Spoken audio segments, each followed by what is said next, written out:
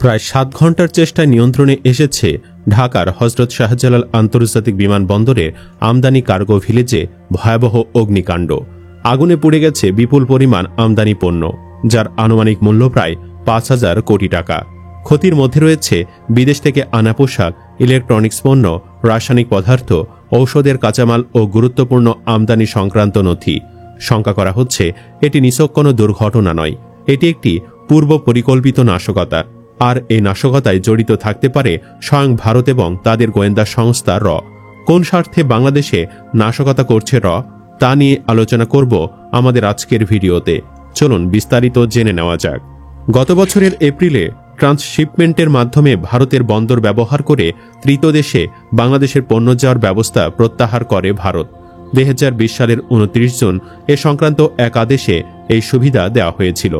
তখন বাংলাদেশ থেকে তৃতীয় কোনো দেশে পণ্য রফতানিতে ট্রান্সশিপমেন্টের মাধ্যমে ভারতের কলকাতা বন্দর, নবসেবা বন্দর ও কলকাতা বিমান কার্গো কমপ্লেক্স ব্যবহার করার সুযোগ দিয়েছিল সিবিআইসি। কিন্তু শেখ হাসিনা ভারতের পলায়নের পর দেশটির সাথে বাংলাদেশের সম্পর্কে অবনতি ঘটে। ভারত চাচ্ছিল ইউনূস সরকারের পতন ঘটাতে, আর এ কারণেই ট্রান্সশিপমেন্ট সুবিধা থেকে শুরু করে ভিসা, দ্বিপাক্ষিক বাণিজ্যের মতো বিষয়গুলো গুটিয়ে নেয় ভারত। কিন্তু ট্রান্সশিপমেন্ট সুবিধা বাতিল করেও কিছুতেই বাংলাদেশকে দমিয়ে রাখা যাচ্ছিল না। ভারত হঠাৎ করে ট্রান্সশিপমেন্ট সুবিধা বন্ধ করে দেওয়ার পর বাংলাদেশ দ্রুত বিমানের কার্গো অবকাঠামো বৃদ্ধি করতে শুরু করে। গুরুত্বপূর্ণ পণ্য, বিশেষ করে তৈরি পোশাকের নিরবিচ্ছিন্ন রফতানি নিশ্চিত করতে সক্ষমতা বৃদ্ধি, জনবল নিয়োগ ও পরিবহন খরচ কমানোর জন্য জরুরি পদক্ষেপ নেয় ইউনূস সরকার। বাংলাদেশ বেসামরিক বিমান চলাচল কর্তৃপক্ষ বেবিচক এবং একমাত্র গ্রাউন্ড হ্যান্ডলিং এজেন্ট বিমান বাংলাদেশ এয়ারলাইন্স নিরবিচ্ছিন্ন কার্গো কার্যক্রম সহজতর করতে এই উদ্যোগ বাস্তবায়ন শুরু করে। বেবিচক ইতোমধ্যেই হযরত শাহজালাল আন্তর্জাতিক বিমানবন্দরের কার্গো টার্মিনালে অতিরিক্ত জনবল নিয়োগ করে। এছাড়াও সিলেটের ওসমানী আন্তর্জাতিক বিমানবন্দরে 27 এপ্রিল পূর্ণাঙ্গ কার্গো কার্যক্রম শুরু হয়। এরপর শিগগিরই চট্টগ্রাম বিমানবন্দরেও তা শুরু হয়। কাস্টমস ক্লিয়ারেন্স দ্রুত করার জন্য ব্যবস্থা নেওয়া হয়, মানে ভারত তাদের কূটচালে সম্পূর্ণ ব্যর্থ হয়। আর এই ব্যর্থতা থেকেই শাহজালাল আন্তর্জাতিক বিমানবন্দরের কার্গো ভিলেজে আগুন লাগানো হতে পারে, আর সেটি ভারতের চক্রান্তেই, এমনটি মত বিশ্লেষকদের। এই ঘটনায় ভারতীয় এজেন্টরা জড়িত কিনা সেটিও খতিয়ে দেখতে বলা হচ্ছে। অনেকে শঙ্কা করছেন আগামী নির্বাচন পর্যন্ত আরও অনেক দুর্ঘটনা আর নাশকতার ঘটনা ঘটবে। মিরপুরের কেমিক্যাল ফ্যাক্টরির পর ইপিজেডের 7তলা ফ্যাক্টরিও সম্পূর্ণ পুড়ে গেল। দুপুর হতে ভয়াবহ আগুনে পুড়ছে ঢাকা আন্তর্জাতিক বিমানবন্দরের কার্গো ভিলেজ। আগুন নিভাতে ফায়ার সার্ভিসের 36টা ইউনিট আর 3 বাহিনী, আর্মি, এয়ারফোর্স, নেভি একসাথে কাজ করেছে। ক্ষতি হয়েছে কোটি কোটি টাকার। গতকাল ইলিয়াস হোসেনের একটা প্রতিবেদন ভাইরাল হয়েছে। নাশকতার উদ্দেশ্যে ভারতীয় হিন্দুরা বাংলাদেশি মুসলিম নাগরিক সেজে দেশে ঢুকেছে এবং ঢুকছে। আরেকটা প্রতিবেদনে দেখা যাচ্ছে ভারত থেকে 2 লাখ কোটি টাকার জাল নোট বাংলাদেশে ছড়িয়ে দেওয়ার চক্রান্ত করছে ভারত আর তাদের অঙ্গ সংগঠন আওয়ামী লীগ। ইতিমধ্যে একটা বাসা থেকে 20 কোটি টাকার জাল নোট উদ্ধার হয়েছে। ভারত আমাদের বিশাল ক্ষতি তো করেছেই, চাইলে আরও অনেক ক্ষতি করা সম্ভব। কারণ আওয়ামী লীগের শাসনামলে বাংলাদেশিদের ড্রাইভিং লাইসেন্স, এনআইডি, পাসপোর্ট সহ সব ধরনের আইডেন্টিটি আর তথ্যে অ্যাক্সেস ছিল ভারতীয়দের। আর্মি, পুলিশ, ডিজিএফআই, মিনিস্ট্রি সবখানে ছিল র এর লোক অথবা তাদের হয়ে কাজ করা এদেশীয় দালাল। এজন্যই পালিয়ে যাওয়া দালালগুলোকে পরম মমতায় বুকে টেনে নিয়ে আগলে রেখেছে ভারত মাতা। তাদের পাসপোর্টে প্রয়োজনীয় সিল সাপোর্ট দিয়ে পুনর্বাসনে সাহায্য করছে। আওয়ামী লীগ ক্ষমতাচ্যুত হওয়াতে ভারতের বিলিয়ন বিলিয়ন ডলারের লুটপাট আর ব্যবসা বন্ধ হয়ে গেছে। একটা অংশ পালিয়ে গেলেও ভারতীয় দালালদের বিরাট আরেকটা অংশ এখনও বহাল তবিয়তে নিজ পদে থেকেই দেশবিরোধী ষড়যন্ত্র করে যাচ্ছে। ঢাকা বিমানবন্দরে আগুন লাগার সব নিউজের কমেন্ট বক্সে গেলে দেখবেন আওয়ামী লীগ আর ভারতীয় দালালগুলোর উচ্ছ্বাস উল্লাসে কমেন্ট বক্স ভরপুর। অসংখ্য কমেন্ট চোখে পড়ল, জয় বাংলা, জয় বঙ্গবন্ধু। তাই খুব বড় ধরনের সম্ভাবনা আছে। এগুলো নিছক কোনো দুর্ঘটনা নয়, এখানে তৃতীয় পক্ষের অবশ্যই হাত আছে।